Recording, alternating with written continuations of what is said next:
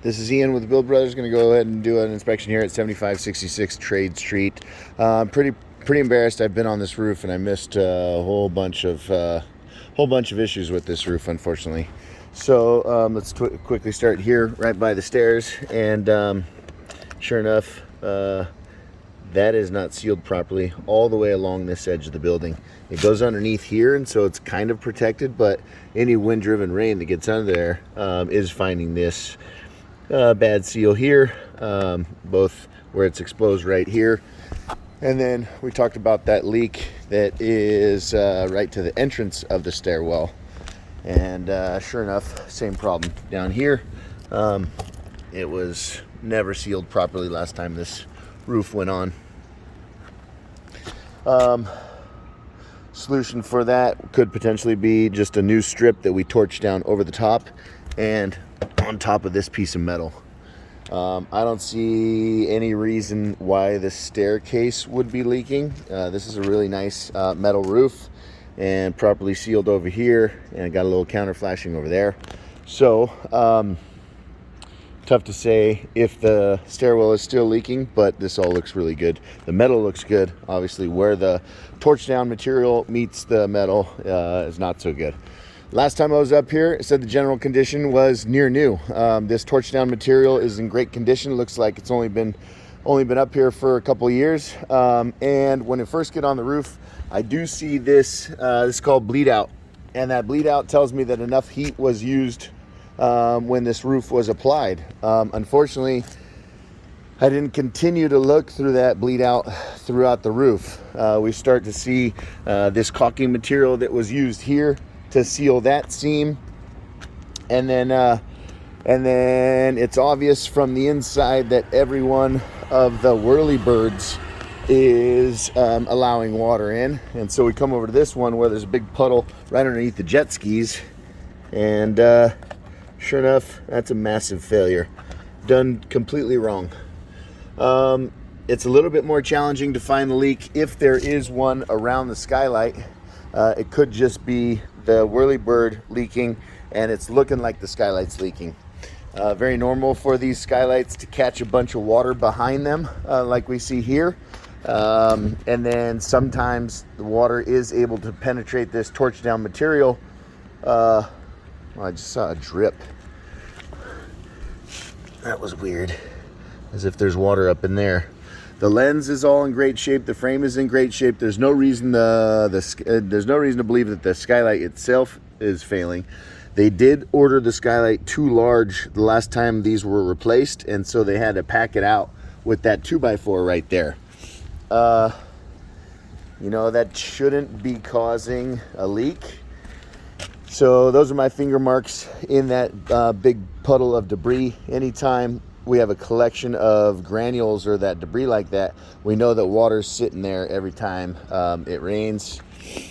And so I carefully inspected the torch down all the way around the skylights, and I couldn't find any actual holes. But if you look here, the torch down takes a tough or really rigid right angle bend, and this material is not designed to do that. So there could be cracks around these skylight curbs that I haven't been able to find. They all look pretty darn good. Because this material is so new, it's not going to last nearly as long as it should, because it makes that hard bend. It's supposed to have a little, what would you call that? Oh, I don't even remember the name of it right now, but it's a piece of padding that makes the transition kind of at a 45 angle versus 90 degree angle. We start to find, the more we look, we start to find a lot of bad welds around this roof, and that just tells me that not enough heat was used. And a lot of areas there's big wrinkles, and it feels like the material will pull up. So it's tough to say if this roof is salvageable, if we can actually make repairs that'll last long term, or if it's just going to continue having problems, unfortunately. Same issue on this whirlybird. I had made mention in my last video about the ponding near the drains. It's not terrible, You know, again, this material does not stand up to ponding water very well. If we look at the back wall, the transition for the material is a little more gentle here, but actually not right here at the drains. See how hard that bend is? That's an absolute failure point right there and right there. Looks like these scupper drains have already been sealed a handful of times, and so I would guess that those are going to continue being a problem. The material we really like to use nowadays, there's no concerns with ponding water. It's called TPO, and it stands up to ponding water really, really well. Makes those sharp bends without any problems. We can see those cracks there and that one also. And then caulking here and there around this roof. So the condition of the material is still great, but unfortunately there are some major flaws with the install. Same thing with this skylight, not super obvious exactly where the water's getting in. It looks like the material was run a little bit short here.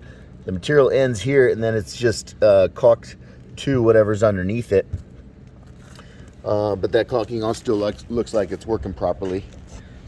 So I guess my solution would be to spend a day up here with a couple roofers, putting down patches over all of these weak spots and everything that we can find, and just get as many years out of this roof as you can. But yeah, it's you know, like on this seam here, we see zero bleed out, and when there's ponding on top of those bad welds, those bad seams, is where the leaks happen.